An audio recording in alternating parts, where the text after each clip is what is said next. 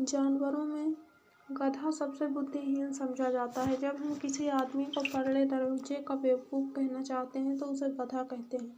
गधा सचमुच बेवकूफ़ है या उसके सीधेपन, उसकी निरापद सहिष्णुता ने उसे ये पदवी दे रखी है, इसका निश्चय नहीं किया जा सकता। गायें सींग मारती हैं, ब्याई हुई गाय तो अनायास ही सिंघनी का रूप धारण कर लेती है। कुत्ता भी बहुत गरीब जानवर है, लेकिन कभी कभार उसे भी क्रोध आ ही जाता है, किंतु गधे को कभी क्रोध करते नहीं सुना न देखा। जितना चाहो गरीब को मारो, जैसी खराब सड़ी हुई घास सामने डाल दो, उसके चेहरे पर कभी असंतोष की छाया दिखाई नहीं देगी। बैसाख में चाहे एक आध बार कुलेल कर लेता हो, पर हमने तो उसे कभी खुश होते नहीं देखा। उसके चेहरे पर एक विषाद स्थायी रूप से छाया रहता है। सुख दुख हानि लाभ किसी भी दशा में उसे बदलते नहीं देखा। ऋषियों मुनियों ने जितने गुण हैं वे सभी उसमें पराकाष्ठा को पहुँच गए हैं, पर आदमी उसे बेवकूफ़ कहता है। सद्गुणों का इतना अनादर कहीं नहीं देखा। कदाचित सीधापन संसार के लिए उपयुक्त नहीं है। देखिए न भारतवासियों की अफ्रीका में क्या दुर्दशा हो रही है। क्यों अमेरिका उन्हें घुसने नहीं दिया जाता। बेचारे शराब नहीं पीते, 4 पैसे कुसमे के लिए बचा कर रखते हैं, जी तोड़ कर काम करते हैं, किसी से लड़ाई झगड़ा नहीं करते, 4 बातें सुनकर गम खा जाते हैं, फिर भी बदनाम है। कहा जाता है वे जमीन के आदर्श को नीचा करते हैं। अगर वे ईंट का जवाब पत्थर से देना सीख जाते तो शायद ही सभ्य कहलाने लगते। जापान की मिसाल सामने है। एक ही विजय उसे संसार के सभ्य जातियों में गण्य बना दिया, लेकिन गधे को एक छोटा भाई और भी है जो उससे भी कम ही गधा है, और वह है बैल। जिस अर्थ में हम गधे का प्रयोग करते हैं, कुछ उसी से मिलते जुलते अर्थ में बछिया के ताऊ का भी प्रयोग करते हैं।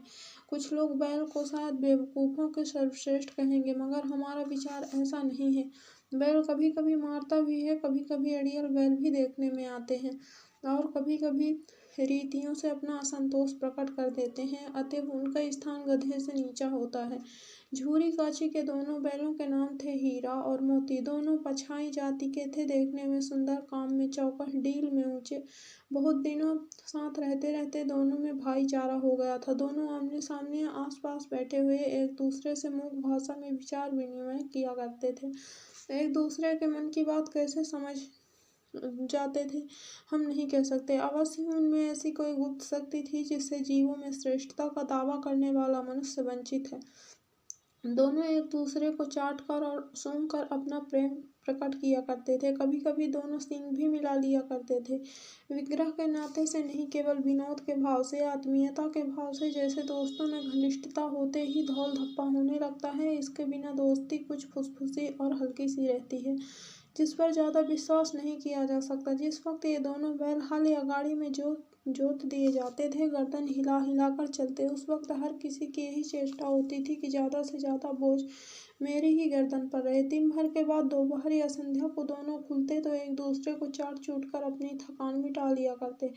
नाद में खली भूसा पड़ जाने के बाद दोनों साथ उठते, साथ नाद में मुंह डालते और साथ ही बैठते थे। एक मुंह हटा लेता तो दूसरा भी हटा लेता था। संयोग की बात, झूरी ने एक बार गोई को ससुराल भेज दिया। बैलों को क्या मालूम कि वे क्यों भेजे जा रहे हैं। समझे मालिक ने हमें बेच दिया। अपना यो बेचा जाना उन्हें अच्छा लगा या बुरा, कौन जाने, पर झूरी के साले गया को घर तक गोई ले जाने में दांतों पसीना आ गया। पीछे से हाँकता तो दोनों दाएं बाएं भागते, पगहिया पकड़कर आगे से खींचता तो दोनों बैल पीछे की ओर जोर लगाते, मारता तो दोनों सींग नीचे करके हुंकारते। अगर ईश्वर ने उन्हें वाणी दी होती तो झूरी से पूछते, तुम हम गरीबों को क्यों निकाल रहे हो। हमने तो तुम्हारी सेवा करने में कोई कसर नहीं उठा रखी। अगर इतनी मेहनत से काम न चलता था तो और काम ले लेते। हमें भी तुम्हारी चाकरी में मर जाना कबूल था। हमने कभी दाने चारे की शिकायत नहीं की। तुमने जो कुछ भी खिलाया वह सिर झुकाकर खा लिया। फिर तुमने हमें इस जालिम के हाथे क्यों बेच दिया। संध्या समय दोनों बैल अपने नए स्थान पर पहुंचे। दिन भर के भूखे थे, लेकिन जब नाद में लगाए गए तो एक ने भी उसमें मुंह न डाला। दिल भारी हो रहा था। जिस उन्होंने अपना घर समझ रखा था वह आज उनसे छूट गया था। वह नया घर, नया गांव, नए आदमी उन्हें बेगाने से लगते थे। दोनों ने अपनी मूक भाषा में सलाह की, एक दूसरे की कनखियों से देखा और लेट गए। जब गांव में सोता पड़ गया तो दोनों ने जोर मारकर पगहे तुड़ा डाले और घर की तरफ चले। पगहे बहुत मजबूत थे, अनुमान न हो सकता था कि कोई बैल उन्हें तोड़ सकेगा, पर इन दोनों ने इस समय दोगुनी शक्ति आ गई थी। एक झटके में सारी दोनों रस्सियां टूट गईं। झूरी प्रातःकाल सोकर उठा तो देखा कि दोनों बैल चरनी पर खड़े हुए हैं। दोनों की गर्दनों में आधा आधा गरां लटक रहा है, घुटने तक पांव कीचड़ से भरे हुए हैं और दोनों की आंखों में विद्रोह में स्नेह झलक रहा है। झूरी बैलों को देखकर स्नेह से गदगद हो गया, दौड़कर उन्हें गले लगा लिया। प्रेम लिंगन और चुंबन का वह दृश्य बड़ा ही मनोहर था। घर और गांव के लड़के जमा हो गए और तालियां बजा बजाकर उनका स्वागत करने लगे। गांव के इतिहास में यह घटना अभूतपूर्व न होने पर भी महत्वपूर्ण थी। बाल सभा ने निश्चय लिया दोनों पशु वीरों का अभिनंदन पत्र देना चाहिए। कोई अपने घर से रोटियां लाया, कोई गुड़, कोई चोकर तो कोई भूसी।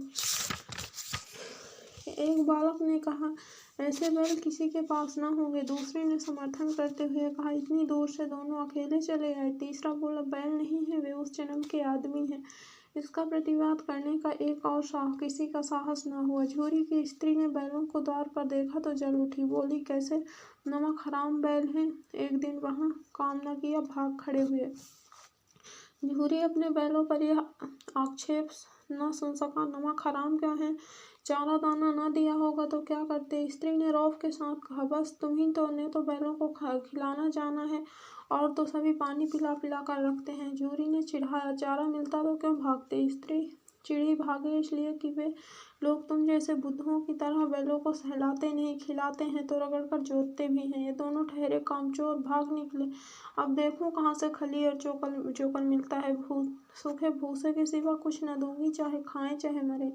वही हुआ। मजूर को कड़ी ताकीद कर दी गई और बैलों को खाली भूसा दिया गया। बैलों ने नाद में मुंह डाला तो फीका फीका, न कोई चिकनाहट न कोई रस। क्या खाएं? आशा भरी आंखों से द्वार की ओर ताकने लगे। झूरी ने मजूर से कहा, थोड़ी सी खली क्यों नहीं डाल देता वे? मालकिन मुझे मार ही डालेंगी। चुरा कर डाल आ न दादा, पीछे से तुम भी उन्हीं की सी कहोगे। दूसरे दिन झूरी का साला फिर आया और बैलों को ले चला। अब कि उसने दोनों को गाड़ी में जोता। 2-4 बार मोती ने गाड़ी को सड़क की खाई में गिराना चाहा, पर हीरा ने संभाल लिया। वह ज्यादा सहनशील था। संध्या समय घर पहुंचकर उसने दोनों को मोटी रस्सियों में बांधा और कल की शरारत का मजा चखाया। फिर वही सूखा भूसा डाला, अपने दोनों बैलों को खली चुनी सब कुछ दी। दोनों बैलों का ऐसा अपमान कभी न हुआ था। झूरी इन्हें फूल की छड़ी से भी न छूता था। उसकी टिटकार पर दोनों उड़ने लगते थे। यहाँ मार पड़ी, आहत, सम्मान की व्यथा तो थी ही, उस पर मिला सूखा भूसा। नांद की तरफ आंखें भी न उठाई। दूसरे दिन गया ने बैलों को हल में जोता। इन दोनों पर जैसे पाँव न उठाने की कसम खा ली थी। वह मारते मारते थक गया, पर दोनों ने पाँव न उठाया। एक बार जब उस निर्दयी ने हीरा के नाक पर खूब डंडे जमाए तो मोती का गुस्सा काबू से बाहर हो गया। हल लेकर भागा। हल, रस्सी, जुआ, जोत सब टूट टाट कर बराबर हो गया। गले में बड़ी बड़ी रस्सियां न होती तो दोनों पकड़ाई में न आते। हीरा ने मूक भाषा में कहा, भागना व्यर्थ है। मोती ने उत्तर दिया, तुम्हारी तो इसने जान ही ले ली थी हीरा, अब की बार मार पड़ेगी। पढ़ने दो, बैल का जन्म लिया है तो मार से कहाँ तक बचेंगे। गया 2 आदमियों के साथ दौड़ा आ रहा है, दोनों के हाथों में लाठियां हैं। मोती बोला, कहो तो दिखा दूं मजा मैं भी। अभी हीरा लाठी लेकर आ रहा है। हीरा ने समझाया, नहीं मोती, खड़े हो जाओ, मुझे मारेगा तो मैं 1-2 को तो गिरा ही दूंगा। नहीं, हमारी जाति का यह धर्म नहीं है हीरा। मोती दिल में ऐंठ कर रह गया आ पहुंचा और दोनों को पकड़कर ले चला। कुशल हुई कि उसने इस वक्त मार पीट नहीं की, नहीं तो मोती भी पलट पड़ता। उसके तेवर देख कर गया और उसके सहायक समझ गए कि इस वक्त टाल जाना ही मसलहत है। आज दोनों के सामने फिर वही सूखा भूसा लाया गया। दोनों चुपचाप खड़े रहे। घर के लोग भोजन करने लगे। उस वक्त छोटी सी लड़की 2 रस्सियों दो रोटियों को लिए निकली और दोनों के मुंह में देकर चली गई। उस एक रोटी से इनकी भूख तो क्या शांत होगी, पर दोनों के हृदय में मानो भोजन मिल गया। यहाँ भी किसी सज्जन का वास है। लड़की भैरों की थी और माँ मर चुकी थी। उसकी सौतेली माँ उसे मारती रहती थी, इसलिए इन दोनों में से उसे एक प्रकार की आत्मीयता हो गई थी। दोनों दिन भर जोते जाते, डंडे खाते अड़ते, शाम को थान पर बांध दिए जाते और रात को वही बालिका उन्हें रोटियां खिलाकर चली जाती। प्रेम के इस प्रसाद का यह बरकत थी कि दो दो गाल सूखा भूसा खाकर भी दोनों दुर्बल न होते थे, मगर दोनों की आंखों में रोम रोम में विद्रोह भरा हुआ था। एक दिन मोती ने मूक भाषा में कहा, अब तो नहीं सहा जाता हीरा, क्या करना चाहते हो? एक आध की सींगों में उठाकर फेंक दूं क्या? लेकिन जानते हो, वह प्यारी सी लड़की जो हमें रोटियां खिलाती है, उसी की लड़की है जो इस घर का मालिक है। यह बेचारी अनाथ न हो जाएगी तो मालकिन को न फेंक दूं? वही तो इस लड़की को मारती है, लेकिन औरत जात पर सींग चलाना उचित नहीं है। यह भूले जाते हो क्या? तुम तो किसी तरह निकलने ही नहीं देते। बताओ, तुड़ाकर भाग चले? हाँ, यह स्वीकार करता हूँ, लेकिन इतनी मोटी रस्सी टूटेगी कैसे? इसका एक उपाय है। पहले रस्सी को थोड़ा सा चबा लो, फिर एक झटके में टूट जाएगी। रात को जब बालिका रोटी खिलाकर चली गई, दोनों रस्सियां चबाने लगे, पर मोटी रस्सी मुंह में ही न आती थी। बेचारे बार बार जोर लगाकर रह जाते थे। सहसा घर का द्वार खुला और वही लड़की निकली। दोनों सिर झुकाकर उसका हाथ चाटने लगे। दोनों की पूंछ खड़ी हो गई। उन्होंने उनके माथे सहलाए और बोली, खोले देती हूँ, चुपके से भाग जाओ, नहीं तो यहाँ लोग तुम्हें मार डालेंगे। आज घर में सलाह हो रही है कि इनकी नाकों में नाथ डाल दी जाए। उसने गरां खोल दिया, पर दोनों चुपचाप खड़े रहे। मोती ने अपनी भाषा में पूछा, अब चलते क्यों नहीं हीरा? हीरा ने कहा, चले तो, लेकिन कल इस अनाथ पर आफत आएगी, सब इसी पर संदेह करेंगे। सहसा बालिका चिल्लाई, दोनों फूफा वाले बैल भागे जा रहे हैं। ओ दादा दादा, दोनों बैल भागे जा रहे हैं, जल्दी दौड़ो। गया हड़बड़ाकर भीतर से निकला और दोनों बैलों को पकड़ने के लिए दौड़ा। वे भागे। गया ने पीछा किया और भी तेज हुए। गया ने शोर मचाया। फिर गांव के कुछ आदमियों ने भी साथ लेने के लिए लौटा। दोनों मित्रों को भागने का मौका मिल गया। सीधे दौड़ते चले गए, यहाँ तक कि मार्ग का ज्ञान ही न रहा। जिस परिचित मार्ग से वे आए थे, उसका यहाँ अता पता नहीं था। नए नए गांव मिलने लगे। तब दोनों एक खेत के किनारे खड़े होकर सोचने लगे, अब क्या करना चाहिए। हीरा ने कहा, मालूम होता है राह भूल गए मोती, तुम भी बेतहाशा भागे। वहीं उसे मार गिराना था। उसे मार गिराते तो दुनिया क्या कहती, वह अपना धर्म छोड़ दें। लेकिन हम अपना धर्म क्यों छोड़ें? दोनों भूख से व्याकुल हो रहे थे। खेत में मटर खड़ी थी, चरने लगे। रह रह कर आहट ले लेते थे, कोई आता तो नहीं है। जब पेट भर गया, दोनों ने आज़ादी का अनुभव किया तो मस्त होकर उछलने कूदने लगे। पहले दोनों ने ढकार ली, फिर सींग मिलाए और एक दूसरे को ठेलने लगे। मोती ने हीरा को कई कदम पीछे हटा दिया, यहाँ तक कि वह खाई में गिर गया। तब उसे भी क्रोध आया, संभल कर उठा और फिर से मिल गया। मोती ने देखा खेल खेल में झगड़ा हुआ चाहता है तो किनारे हट गया। अरे ये क्या, कोई सांड डौंकता चला आ रहा है। हाँ, सांड ही है। वह सामने आ पहुंचा। दोनों मित्र बंगले झांक रहे हैं। सांड पूरा हाथी है, उससे भिड़ना जान से हाथ धोना है, लेकिन न भिड़ने पर भी इनकी जान बचती नहीं नजर आ रही है। इन्हीं की तरफ आ भी रहा है, कितना भयंकर सूरत है। मोती ने मूक भाषा में कहा, बुरे फांसे, जान बचेगी, कोई उपाय सोचो हीरा। हीरा ने चिंतित होकर कहा, अपने घमंड को भूला हुआ है, आरजू विनती ना सुनेगा, भाग क्यों नहीं चले। भागना कायरता है तो फिर यहीं मरो, बंदा 9-2-11 होता है। और जो दौड़ाए तो फिर कोई उपाय सोचो जल्द। उपाय यही है कि उस पर दोनों जने एक साथ चोट करें। मैं आगे से रगेदता हूँ और तुम पीछे से रगेदो। दोहरी मार पड़ेगी तो भाग खड़ा होगा। मेरी ओर झपटे, तुम बगल से उसके पेट में सींग घुसेड़ देना। जान जोखिम में है, पर दूसरा उपाय भी तो नहीं है। दोनों मित्र जान हथेलियों पर लेकर लपके। सांड को भी संगठित शत्रुओं से लड़ने का तजुर्बा न था। वह तो एक शत्रु से मल्लयुद्ध करने की आदी था। ज्यों ही हीरा पर झपटा, मोती ने पीछे से दौड़ाया। सांड उसकी तरफ मुड़ा तो हीरा ने रगेदा। सांड चाहता था कि एक एक करके दोनों को गिरा ले, पर ये दोनों भी उस्ताद थे। उसे वह अवसर ही न देते थे। एक बार सांड झल्लाकर हीरा का अंत कर देने के लिए चला। मोती ने बगल से आकर पेट में सींग भोंक दिया। सांड क्रोध में आकर पीछे फिरा तो हीरा ने दूसरे पहलू में सींग चुभा दिया। आखिर बेचारा जख्मी होकर भागा और दोनों मित्रों ने दूर तक उसका पीछा किया, यहाँ तक कि सांड बेदम होकर गिर पड़ा। तब दोनों ने उसे छोड़ दिया। दोनों मित्र विजय के नशे में झूमते चले जा रहे थे। मोती ने अपनी सांकेतिक भाषा में कहा, हीरा, मेरा जी तो चाहता था कि बच्चा को मार ही डालूं। हीरा ने तिरस्कार किया। गिरे हुए बैरी पर सींग न चलाना चाहिए मोती, यह सब ढोंग है। बैरी को ऐसा मारना चाहिए कि फिर वे दोबारा न उठे। अब वो घर कैसे पहुंचेंगे वह तो सोचो। पहले कुछ खा लें, फिर इसके बाद सोचते हैं। सामने मटर का खेत तो था ही। मोती उसमें घुस गया। हीरा मना करता रहा पर उसने एक न सुने। अभी 2-4 ही ग्रास खाए थे कि 2 आदमी लाठियां लेकर दौड़ पड़े और दोनों मित्रों को घेर लिया। हीरा तो मेड़ पर था, निकल गया। मोती सींचे हुए खेत में था। उसके खुर कीचड़ में धंसने लगे, ना भाग सका। पकड़ लिया। हीरा ने देखा संगी संकट में है तो लौट पड़ा। फंसेंगे तो दोनों फंसेंगे। रखवाले ने भी उसे पकड़ लिया। प्रातःकाल दोनों मित्र कांजी हाउस में बंद कर दिए गए।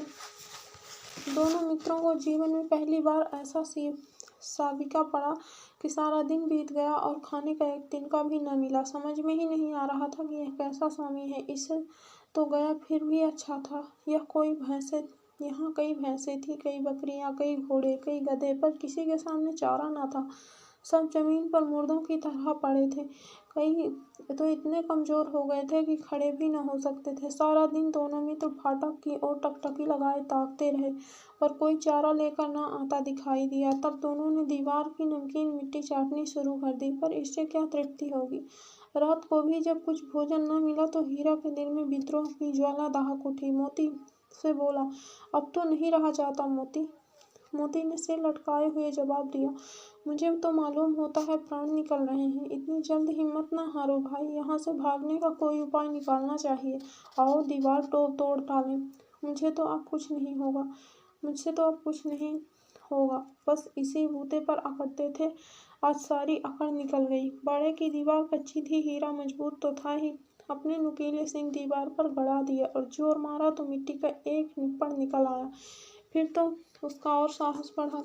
इतने में दौड़ कर दीवार पर चोटें की और हर चोट में थोड़ी सी मिट्टी गिराने लगा। उसी समय कांजी हाउस के चौकीदार लालटेन लेकर जानवरों की हाजिरी लेने आ निकला।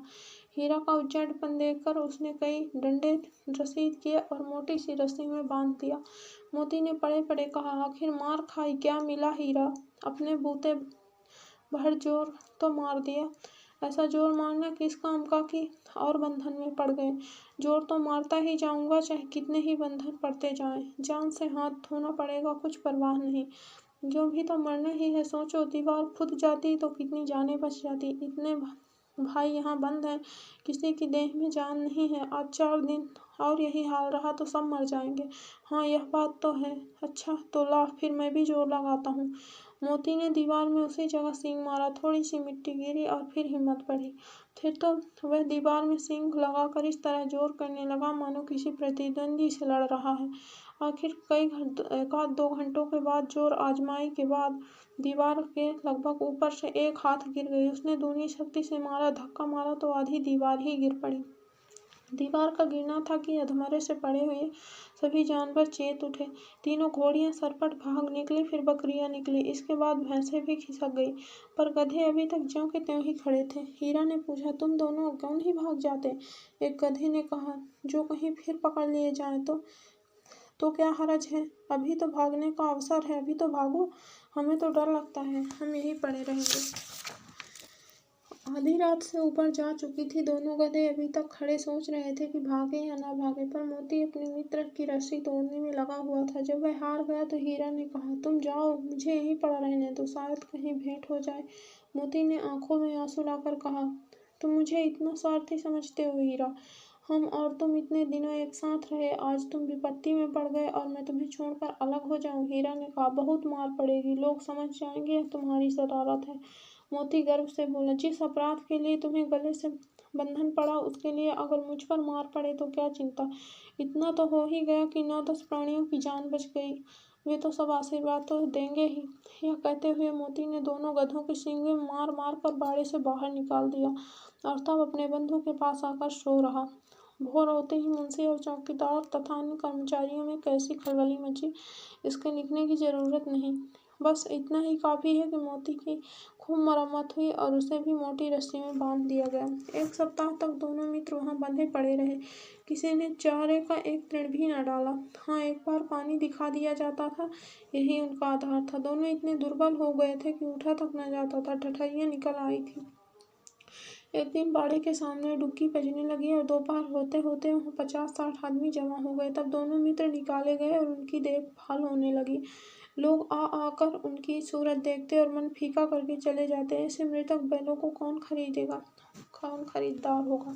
सहसा एक दढ़ियाल आदमी उनकी आंखें लाल थी और मुद्रा अत्यंत कठोर आया और दोनों मित्रों को कूल्हों में उंगली गोदकर मुंशी जी से बातें करने लगा। उसका चेहरा देखकर अंतर्ज्ञान से दोनों मित्रों के दिल कांप उठे। यह कौन है और उन्हें क्यों टटोल रहा है, इस विषय में उन्हें कोई संदेह न हुआ। दोनों ने एक दूसरे को भात नेत्रों से देखा और सिर झुका लिया। हीरा ने कहा, गया के घर से नाहक भागे, अब जान ना बचेगी मोती। मोती ने अश्रद्धा के भाव से उत्तर दिया, कहते हैं भगवान सबके ऊपर दया करते हैं, हमारे ऊपर क्यों नहीं दया करते। भगवान के लिए हमारा मरना जीना दोनों बराबर है। चलो अच्छा ही है, कुछ दिन उसके पास तो रहेंगे। एक बार भगवान ने उस लड़की के रूप में हमें बचाया था, क्या अब न बचाएंगे। यह आदमी छुरी चलाएगा, देख लेना। तो क्या चिंता है, मांस खाल सींग हड्डी सब किसी न किसी काम तो आ ही जाएंगे ना। नीलाम हो जाने के बाद दोनों मित्र उस दढ़ियाल के साथ चले। दोनों की बोटी बोटी कांप रही थी। बेचारे पांव तक न उठा सकते थे, पर भय के मारे गिरते पड़ते भागे चले जाते थे, क्योंकि वह जरा भी चाल धीमी हो जाने पर जोर से डंडा जमा देता था। राह में गाय बैलों को एक रेवड़ हरे हरे हार में चलता नजर आया। सभी जानवर प्रसन्न थे, चिकने चपल। कोई उछलता था तो कोई आनंद से बैठा पागुर करता था। कितनी सुखी जीवन था इनका, पर कितने स्वार्थी हैं ये सब। किसी को चिंता नहीं है उनके 2 भाई बधिक के हाथ पड़े हैं, कैसे दुखी हैं। सहसा दोनों को ऐसा मालूम हुआ कि परिचित रहा है। हाँ, इसी रास्ते से गया, उन्हें ले गया था। वही खेत, वही बाग, वही गांव मिलने लगे। प्रतिक्षण उनकी चाल तेज होने लगी। सारी थकान, सारी दुर्बलता गायब हो गई। आह, यह लो अपना ही हार आ गया। इसी कुएं पर हम पुर चलाने आया करते थे। यही कुआं है ना मोती। मोती ने कहा, हमारा घर नगीच आ गया। हीरा बोला, भगवान की दया है, मैं तो अब घर को भागता हूँ। यह जाने देगा, इसे मैं मार गिराता हूँ। नहीं नहीं, दौड़कर थान पर चलो, वहां से हम आगे न जाएंगे। दोनों उन्मत्त होकर बछड़ों की भांति कुलेले करते हुए घर की ओर दौड़े। वह हमारा थान है। दोनों दौड़कर अपने थान पर आए और खड़े हो गए। दढ़ियाल भी पीछे पीछे दौड़ा चला आता था। झूरी द्वार पर बैठा धूप खा रहा था। बैलों को देखते ही दौड़ा और उन्हें बारी बारी से गले लगाने लगा। मित्रों की आंखों में आनंद के आंसू बहने लगे। एक झूरी का हाथ चाट रहा था। दढ़ियाल ने जाकर बैलों की रस्सियां पकड़ ली। झूरी ने कहा, मेरे बैल हैं, तुम्हारे बैल कैसे। मैं मवेशी खाने से नीलाम किए लाता हूँ। मैं तो समझा हूँ चुराए लिए आते हो। चुपके से चले जाओ, मेरे बैल हैं, मैं बेचूंगा तो बिकेंगे। किसी को मेरे बैल नीलाम करने के लिए क्या अख्तियार है। जाकर थाने में रपट कर दूंगा। मेरे बैल हैं, इसका सबूत यह है कि मेरे द्वार पर खड़े हैं। दढ़ियाल झल्लाकर बैलों को जबरदस्ती पकड़ ले जाने के लिए बढ़ा। उसी वक्त मोती ने सींग चलाया। दढ़ियाल पीछे हटा, मोती ने पीछे किया। दढ़ियाल भागा, मोती पीछे दौड़ा। गांव के बाहर निकल जाने पर वह रुका, पर खड़ा दढ़ियाल का रास्ता देख रहा था। दढ़ियाल दूर खड़ा धमकियां दे रहा था, गालियां निकाल रहा था, पत्थर फेंक रहा था और मोती विजयी सूर की भांति उसका रास्ता रोके खड़ा हुआ था। गांव के लोग वह तमाशा देखते थे और हंसते थे। जब दढ़ियाल हार कर चला गया तो मोती अकड़ता हुआ लौटा। हीरा ने कहा, मैं डर रहा था कि कहीं तुम गुस्से में आकर उसे मार न बैठो। अगर वह मुझे पकड़ता तो मैं बे मारे न छोड़ता। अब न आएगा तो दूर से ही खबर ले लूंगा, देखूं कैसे ले जाता है जो गोली मरवा दे। मर जाऊंगा पर उसके काम तो न आऊंगा। हमारी जान को कोई जान ही नहीं समझता, इसलिए कि हम इतने सीधे हैं। जरा देर में नादो तो खली भूसा चोकर और दाना भर दिया गया और दोनों मित्र खाने लगे। झोरी खड़ा दोनों को सहला रहा था और 20 लड़के तमाशा ही देख रहे थे। सारे गांव में उत्साह सा मालूम होता था। उसी समय मालकिन ने अंदर दोनों के माथे चूम लिए। कहानी समाप्त होती है।